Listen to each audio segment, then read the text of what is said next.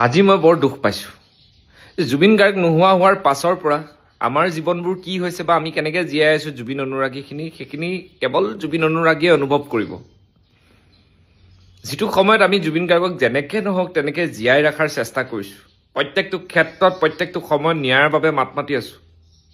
মই আগতেও কৈছোঁ, নামঘৰৰ শপত খাই কৈছোঁ, নামঘৰৰ মণিকূট আগত ৰাখি মই কৈছোঁ, এতিয়াও কৈছোঁ যে নিজৰ জীৱনটোও যদি জুবিন গাৰ্গৰ বাবে দি দিওঁ তেতিয়াও হয়তো অসম্পূৰ্ণ হৈ থাকিব জুবিন গাৰ্গৰ বাবে কিবা এটা কৰা বা জুবিন দাক কিবা এটা দিয়া। জুবিন গাৰ্গে আমাক এৰি থৈ গুচি গ'ল। আমাৰ কাৰণে কিমান এটা দুখৰ খবৰ সেই দিনটোৰ পৰা আজিলৈকে। আজি জুবিন গাৰ্গৰ ফটোখনৰ ওপৰত কোনোবাই ৰং সানি দিব। এই ছবিবোৰ, এই কথাবোৰ শুনিলে বুকুখন আৰু বিষায়। জুবিন গাৰ্গৰ পৰিয়ালে যেনেকৈ দুখ পায় তাতকৈ বেছি অনুৰাগীখিনিয়ে দুখ পায়। কাউকো সমালোচনা কৰিবলৈ মই নাযাওঁ আজিৰ ডেটত, কাউকো সমালোচনা নকৰোঁ। যি কৰিছে এই কামটো খুব বেয়া কাম কৰিছে। প্ৰত্যেকজন অসমবাসী ৰাইজৰ বুকুত জুবিন গাৰ্গৰ ছবি মই ভাবোঁ অংকিত হৈ আছে আৰু হৈ থাকিব প্ৰজন্মলৈকে। সেইদিনা গৰিমা বৌয়ে এটা পোষ্ট দিছিল যে জুবিন গাৰ্গক কোনোবাই যেতিয়া কিবা এটা শব্দৰে অসন্মানিত কৰিব বিচাৰিছিল তেতিয়া তেওঁ কিছুমান শব্দ কথা লিখিছিল। সেই কথাখিনি কেতিয়াবা পাৰিলে পঢ়িবচোন জুবিন গাৰ্গৰ পত্নীৰ ফেচবুক পেজত গৈ। আজি এনেকুৱা এটা দিন, এনেকুৱা এটা সময় দেখিম বুলি মই কেতিয়াও ভবা নাছিলোঁ। জুবিন গাৰ্গক নিজতকৈ বেছি ভাল পাওঁ, আকৌ কৈছোঁ। ভগৱানৰ দৰে তেওঁক ভাল পাওঁ। তেওঁৰ লগত এনেকুৱাবিলাক নকৰিব। জুবিন গাৰ্গৰ ফটোখনত যদি ক'ৰবাত বালি অকণ পৰিছে, প্ৰয়োজন হ'লে মোহাৰি চাফা কৰি ধুনীয়া কৰি দিয়ক। কিন্তু ছবিখন মোহাৰি দিয়াটো, ছবিখনৰ ওপৰত ৰং সানি দিয়াটো কিমান দুখজনক কথা। অসমখনক চিনি পায় জুবিন গাৰ্গৰ বাবেই।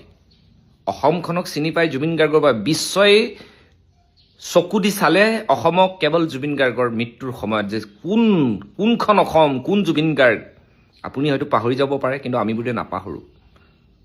বৰ দুখ লগা কথা এইবোৰ। মই বিভাগীয় অসমৰ মুখ্যমন্ত্ৰীক আহ্বান জনাম, মদনতি পলমেৰে যি এইবিলাক কাম কৰিছে দৃষ্টান্তমূলক শাস্তি দিয়ক। নাপায় এনেকৈ বৰেণ্য শিল্পীসকলক অপমান কৰিবলৈ, নাপায়। আমি বৰ কষ্টৰে জীয়াই আছোঁ। মই আকৌ কৈছোঁ, জুবিন অনুৰাগী আমিবোৰ বৰ কষ্টৰে জীয়াই আছোঁ। আমাৰ বহুত কষ্ট। যিসকলে জুবিন গাৰ্গৰ গান শুনে তেওঁলোকে অনুভৱ কৰিব পাৰে। আৰু বিশেষকৈ মই জুবিন গাৰ্গৰ লগত বহু সময় উঠা বহা কৰিছোঁ, সেইকাৰণে মোৰ আৰু কষ্ট।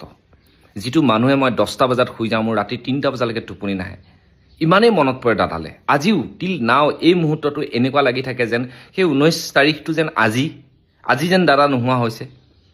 আৰু মই বহুত মানুহৰ লগত কথা পাতি থাকোঁ, সেই মানুহবিলাকো সেই একেই চিন্তাধাৰা, একেই ধ্যান ধাৰণা। গতিকে মই বৰ কষ্ট পাইছোঁ। একো নকওঁ, প্ৰতিবাদ নকৰোঁ, মাত্ৰ এটাই শব্দ কৈছোঁ যে কষ্ট পাইছোঁ, বহুত কষ্ট। যিটো কষ্টৰ অনুভৱ কোনোবা কি ক'ম, শৰ ভেদি যোৱাৰ দৰে কষ্ট। বুজাই বুজিব, নুবুজাই নুবুজিব। আৰু বুজাখিনিয়েই বুজি থাকিব। বুজি যাম। বিপ্লৱীৰ যিটো সত্তা, সেই সত্তাৰে আমি সদায় আগুৱাই যাম। প্ৰাণৰ শিল্পী, অন্তৰৰ শিল্পী, অসমৰ পৰিচিত প্ৰথমজন অসমৰ নাগৰিক জুবিন গাৰ্গ আমাৰ বাবে বৰ প্ৰিয় হৈ থাকিব। সদায় ইয়াত উজ্জ্বলভাৱে তেওঁ প্ৰতিচ্ছবি জিলিকি থাকিব। জয় জুবিন দা। আপুনি ফ্লাইঅভাৰ তলৰ পৰা মুখ্যমন্ত্ৰী হিমন্ত বিশ্ব শৰ্মা ডাঙৰীয়া ফ্লাইঅভাৰ তলৰ পৰা জুবিনদাৰ চিত্ৰাংকন মুছি পেলাব পাৰিব, কিন্তু এই আমাৰ অন্তৰৰ পৰা, প্ৰতিগৰাকী অসমীয়াৰ অন্তৰৰ পৰা জুবিনদাৰ যিটো প্ৰতিচ্ছবি কেতিয়াও মোহাৰি পেলাব আপুনি নোৱাৰে। অসমৰ যিবিলাক আপুৰুগীয়া সম্পদ আছে তাত গড়ৰ প্ৰতিচ্ছবি আমি দেখিছোঁ, তাত অসমীয়া বিহুৰ আপোনাৰ নাচি থকা আমি প্ৰতিচ্ছবি দেখিবলৈ পাইছোঁ, তাত আপোনাৰ বিভিন্ন চৰাই আমি প্ৰতিচ্ছবি দেখিবলৈ পাইছোঁ, এশিঙীয়া গড়ৰ প্ৰতিচ্ছবি আমি দেখিবলৈ পাইছোঁ। তাত অসমৰ সম্পদ আমাৰ হিয়াৰ আমঠু জুবিনদাৰ প্ৰতিচ্ছবিটো কিয় থাকিব নোৱাৰে? আজি ফ্লাইঅভাৰ বিলাকত জুবিনদাৰ প্ৰতিচ্ছবিটো কিয় থাকিব নোৱাৰে সেই প্ৰশ্নটো আমি বিজেপি চৰকাৰক উত্থাপন কৰিছোঁ। সেই ফটোখন থাকিলে, সেই চিত্ৰখন থাকিলে জাপানৰ প্ৰধানমন্ত্ৰীয়ে বেয়া পাব বুলি আপোনালোকে সেইখন মুছি পেলালে নেকি? নে জুবিনদাক আপোনালোকে সঁচা সঁচিকে বেয়া পায়? মানুহৰ সন্মুখততো আপোনালোকে আচল অনুৰাগী বুলি কয়, এতিয়া আকৌ জুবিনদাৰ আপোনাৰ ফ্লাইঅভাৰৰ তলত থকা যিখন চিত্ৰ, সেই চিত্ৰখনকো আপোনালোকে আচলতে চাব নোৱাৰা হ'ল। আপোনালোকৰ আচলতে জুবিনদাৰ প্ৰতি সঁচা প্ৰীতি, সঁচা ভালপোৱা আছেনে নাই হিমন্ত বিশ্ব শৰ্মা চৰকাৰৰ? সেই প্ৰশ্নবিলাক আজি উত্থাপন কৰিছোঁ।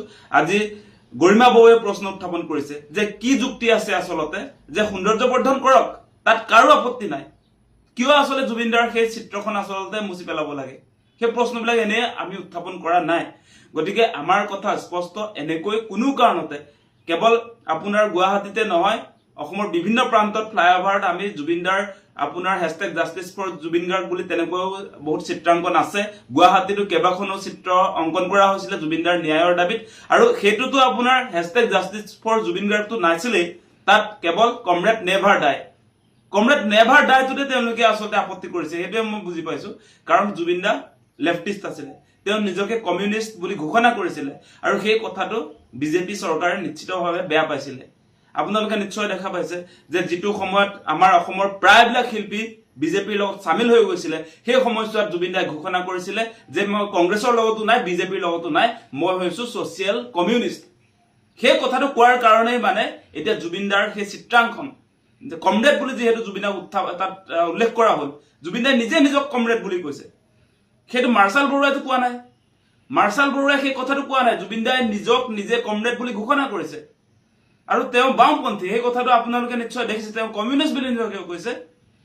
গতিকে সেই কথাটোত আপোনালোকে আপত্তি কৰিলেও জুবিনদা কমিউনিষ্টে, আৰু সেইটো আপুনি বদলাব নোৱাৰে। আপুনি ফ্লাইঅভাৰ তলৰ পৰা মুখ্যমন্ত্ৰী হিমন্ত বিশ্ব শৰ্মা ডাঙৰীয়া ফ্লাইঅভাৰ তলৰ পৰা জুবিনদাৰ চিত্ৰাংকন মুচি পেলাব পাৰিব, কিন্তু এই আমাৰ অন্তৰৰ পৰা, প্ৰতিগৰাকী অসমীয়াৰ অন্তৰৰ পৰা জুবিনদাৰ যিটো প্ৰতিচ্ছবি কেতিয়াও মোহাৰি পেলাব আপুনি নোৱাৰে। কমৰেড নেভাৰ ডাই এই শব্দটো আমাৰ মনত আছে, জুবিনদা আমাৰ মনত আছে। জুবিনদাক আপুনি মচি পেলালেও এই আপোনাৰ ফ্লাইঅভাৰৰ পৰা আপুনি বনাইছে যে, আপোনাৰ পইচাৰে বনাইছে বুলি ভাবিছে নেকি নাজানো, তাৰ পৰা আপুনি মুচি পেলাব পাৰিলেও জুবিনদা সদায় আমাৰ মনত অলৰ অচৰ হৈ সদায় চিৰযুগমীয়া হৈ থাকিব। আপুনি কেতিয়াও এনেকুৱা কাম কৰা উচিত নহয়।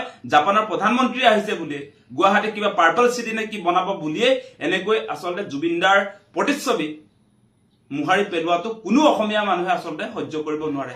সেই কথাটো স্পষ্ট কৰিছো।